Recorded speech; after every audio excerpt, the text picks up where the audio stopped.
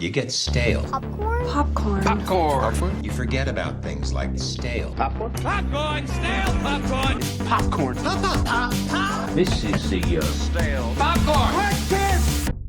Hello and welcome to the Stale Popcorn Podcast. I'm Steven, and with me, as always, is my good friend, my co-host, Christopher. Chris, how are you doing this fine evening? I'm all right, Steve. How are you doing? I'm doing pretty good.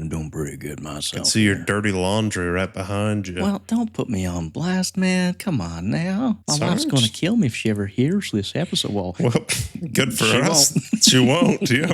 Yeah. This is where I tell my deepest, darkest secrets about her. We got quite the show for folks. There's timestamps if you want to skip around and take a jaunt with different topics. Right off the bat, Christopher, we held a poll on the Instagram and YouTubes. We want to do a commentary track, but we don't know what for. So we threw out a couple ideas, and the winner was The Summer I Turned Pretty.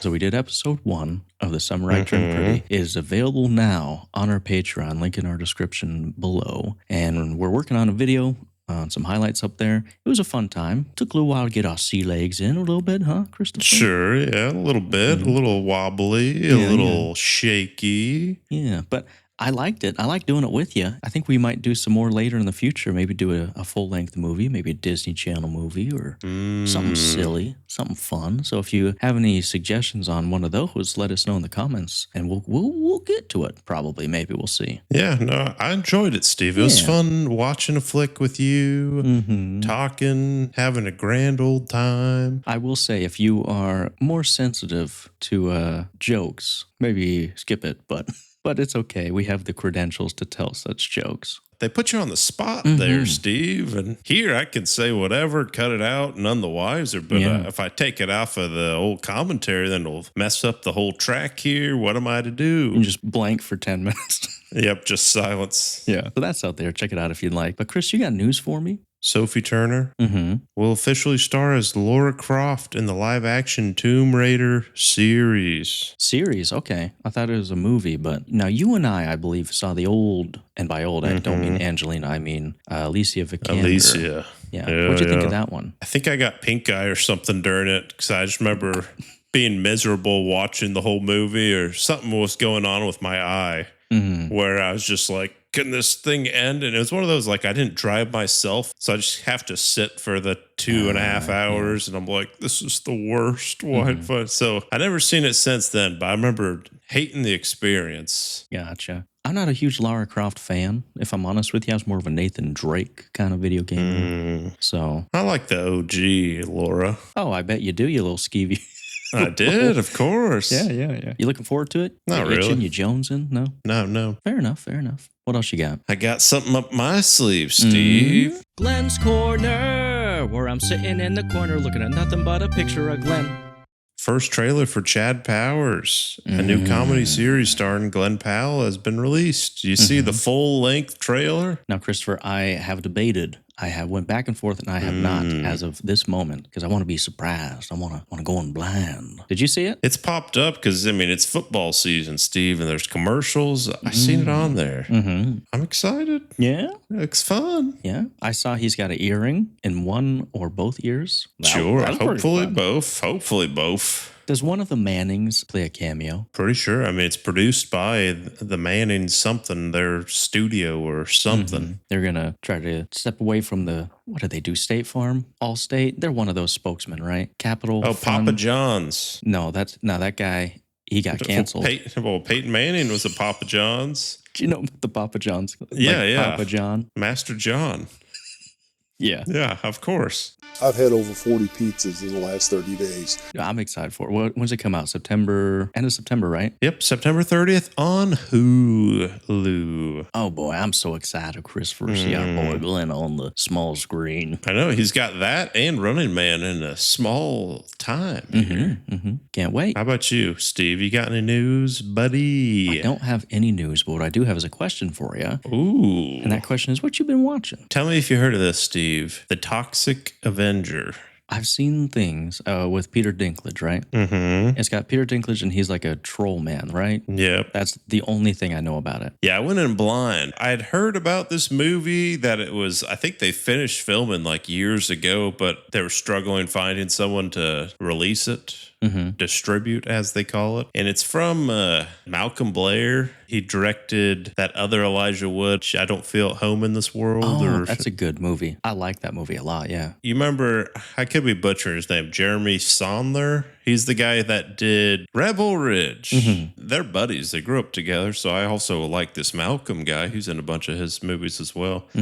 And so, yeah, it's a very peculiar film. It's very silly. And I think it's a remake from a movie in like the 70s or 80s that was also pretty crazy. And it goes for that shock. They say laughs are cheap. It's all about gasps. But it's got a good cast. We got, like you said, Peter Dinklage. Then you got the kid from Wonder. Okay, Jacob Tremblay. Yes, he's the boy. You got Elijah Wood. He looks like this sickly. Just Google Elijah Wood Toxic Avenger, and you'll just see the most repulsive looking man. And then it's got look what they've done to my boy. I know. He looks like Danny DeVito Penguin, kind of. Yeah. Kevin Bacon's in it. Oh, star-studded. First, I'm like, why am I doing this? And then part of me, I'm like, oh, this is actually kind of fun. And then part of me is like, all right, what am I doing? I'm like, oh, actually, that's kind of cool. It's just like constant turmoil and battle between my mind throughout this film. But it's a very graphic, gory, pretty funny parts. Very crude, I guess, in one of those. But I think overall, I still liked it. You got to have a strong stomach. Yeah. They try and get a reaction out of you. So can I ask, is Peter Dinklage in this little like green costume thing? Monster? Yeah. Or is I don't want to spoil, but yes. Okay. I mean, I'm just looking at the poster, and am I to assume that there's a 4-foot green little monster who wreaks havoc? Is that what this movie is? Yeah, he gets transformed. It's funny though. It's good. It's a good time. I'd say. I'd give that like a 7 out of 10. Nice. And I've seen another flick, very different. Roses. Roses? Roses. Oh, is this the Benedict Cumberbatch? And Olivia Colman? How was it, Chris? I'm dying to know. It's from the directors of Meet the Parents, I think I saw her in the trailer. It's kind of fun. It's like a comedy. I mean, it's got a bunch of those random like SNL comedic actors. Well, it's got Andy Samberg, Kate McKinnon, and some other ones. A couple other stragglers. I did laugh a couple times. But the whole time is like, oh, this couple, they hate each other and they want a divorce and all this. And part of me, I'm like, well, is this going to end how I think it's going to end? Or is it going to be a good ending here? And then I didn't really care for the ending. Because a part of me, I'm like, okay, all right, maybe I can redeem it. And then it just ends a certain way where I wasn't a fan personally. I mean, I think overall I enjoyed the flick. Okay. What would you give it? Probably give it like a 6.5. Okay. How about you, Steve? You watching anything? I haven't watched anything this week. It's been a very busy week for me, but we can dive into the main course of the episode if you want to. Sure. Chris and I had discussed, we're like, what do we do for this week? We thought about there's a Denzel Washington movie on Apple TV, and we're like, maybe watch that. You know, it's directed by Spike Lee. Okay. You think you could do this to me? Yeah, my gladiator. Yeah, have you ever heard Lamorne Morrison's impression of Denzel Washington? He did it in Game Night, I think. Yeah, it's great. Yeah. He does it a couple other times on different podcasts. Maybe I'll throw a clip, but it's great. It's great. Yeah. From top to bottom. Denzel Washington just got an STD from a one-night stand. Hey, Doc, these are the results, huh? Those are the results. Yeah, you want me to read from top to bottom? Okay. Cholesterol, good. Testosterone, good.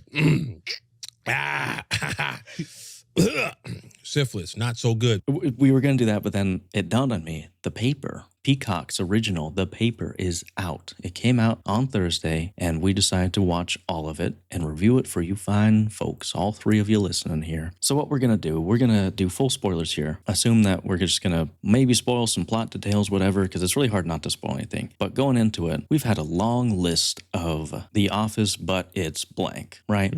The Office, but it's at a police station, Brooklyn Nine-Nine. The Office, but it's in a Parks and Rec. The Office, but it's at a hospital. Fire department, Tacoma something. And now we have The Office, but it's at a Walmart. newspaper. There was a Walmart one. Well, that's not really a mockumentary. I've never seen it. I just assumed it was. It's kind of sorry, my bad. Superstore. You're good. Derailing my entire thought. Let me put the train back on the tracks here, Christopher. It's at a newspaper now. And so we're going to be talking about some of the characters, the plot details, and recommendation on whether or not it's worth your time. Some of the main characters we have here, and the biggest names include Domhnall Gleeson, offspring of Brandon. We have Tim Key, very famous over the pond, across the pond, and Oscar Nuñez is probably what most people would be coming back to see this. But we also, behind the scenes, the executive producer include Greg Daniels, who wrote and created Parks and Rec, The Office. Got Michael Coleman, Ricky Gervais, Stephen Merchant, all back and coming to reconvene and work on this. Essentially, the main story is it's the same documentary crew from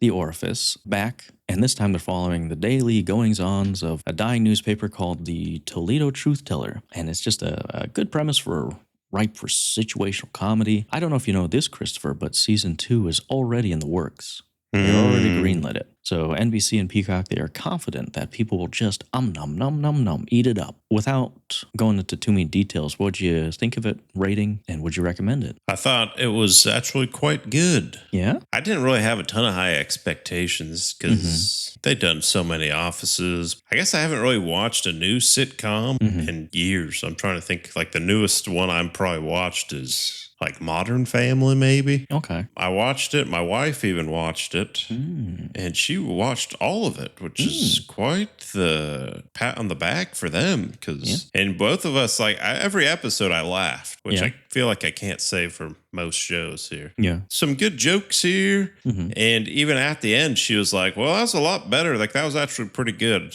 Like, we'll watch season 2. That's all you can ask for, if you ask me. So I give that like a 7.5, maybe. I thought it was pretty good. Like you said, we've had a lot of these. Abbott Elementary is another one that comes to mind. The Office, but it's a school. I do have some cons, but I think, there's nothing else out right now. If you do have Peacock, put it on. It's got some good bones. Right. First season, nobody gets it right. I don't care who you are. At least in like a comedy kind of thing like this. The building blocks that they're doing here, it needs rooms to grow, and I'm glad they already greenlit for a second season because it's interesting enough that I do want to see more. It's an easy watch too. So yeah, I think it's pretty good. I gave it a 7. Would you say it's better than season 1 of The Office? Probably this was easier to watch. I felt like it got into its groove quicker. But like I go back and watch season 1 of The Office and it's really funny to me. Yeah, it's hard because 20 years of loving that show. It's definitely better than season 1 of Parks and Rec. I will say that as well, yeah. Season 1 Parks and Rec is all over the place. And this one, it has more clearly defined characters and whatnot going on. Let's talk about the characters, the main players here. So we have Ken, who is Tim Keyes. He's a British man, and he is the head of a toiletry division of this whole kind of company. It used to be this bolstering kind of paper building full of thousands of workers, and now it's kind of diminished, and the main bulk of the company makes like toiletry sales. So Ken is head over that, and he's kind of like a David Brent light a little bit, equipped with, classic British humor. And then we have Esmeralda, who's played by Sabrina, I'm going to butcher this name, Impacciatore. She's British. Sure. Not British. She's Italian. She's the editor of the online version of the Toledo Truth Teller, and she's kind of was the editor before Domhnall Gleeson comes in, and he is her new boss and the whole boss of everyone now. So he's the new editor-chief, comes in to revive this dying paper, give it some CPR. The whole kind of overarching story is Ken and Esmeralda are actively working against Ned to undermine him and get rid of him, basically. So you have that kind of overall internal conflict between the two teams. I think for the most part it works. There are some bits where it's not as episodic, like you can't really turn on any random episode. You kind of do need context from the whole backstory. And that's kind of a little bit of a con that I had. But do you want to go into some cons while we're here? I didn't really love Esmeralda's character per se. It's just more distracting and I felt like it didn't bring enough. I get you need the antagonist with her, and a lot of times I'm like, I don't care about this as much. I get that. And this is a problem I had with the Australian Office, Esmeralda especially. Her character, there's no redeeming qualities. Like in the Australian Office, the boss, you got to have something for them to like, hey, at least they're this, right? And they have an opportunity for that. There's an episode where she gets catfished into like this dating app and she's given thousands of dollars to some rando. Oh, you had an opportunity to make her sympathetic, but they didn't do that. You could have made her likable, but they didn't do it. And so now you just have this character who you don't feel sorry for, who's just annoying for the sake of being annoying and is a villain because you need one. That was kind of annoying. She wasn't really competent at anything. And it's fine if you think her character was funny. I personally didn't think she was funny at all. Just not my kind of humor. So that was kind of a con for me. Another one I had, I feel like at times, there was different writers assigned to different characters in the show. Because there would be times when it feels like a Ricky Gervais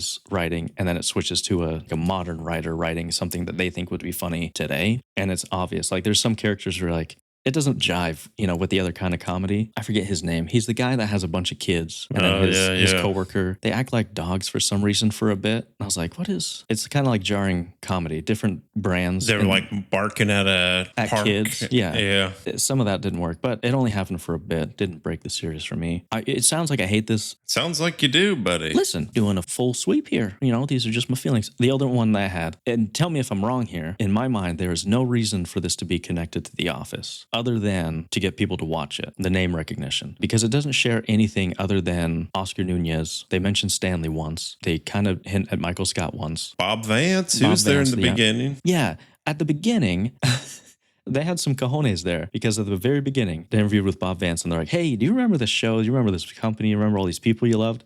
Dead. Dunder Mifflin's out of business. Everyone's gone. What you know and love is gone. But here's this. So get on board. What'd you think of that? I don't know. I thought there'd be like random characters just like popping up each episode. Like, hey, there's Daryl. Hey, there's Phyllis. But they didn't. And that's more of my pros, actually, because, you've seen The Office Australia, The Office Canada, The Office yada yada. And I'm like, this felt different. And I'm glad it wasn't just like pretty much a carbon copy of like, oh, here's the obvious Dwight, here's the obvious Pam and Jim and yada yada, and Michael Scott here, and you kind of got the obvious Stanley, and you got the somewhat Pam and Jim situation. Yeah.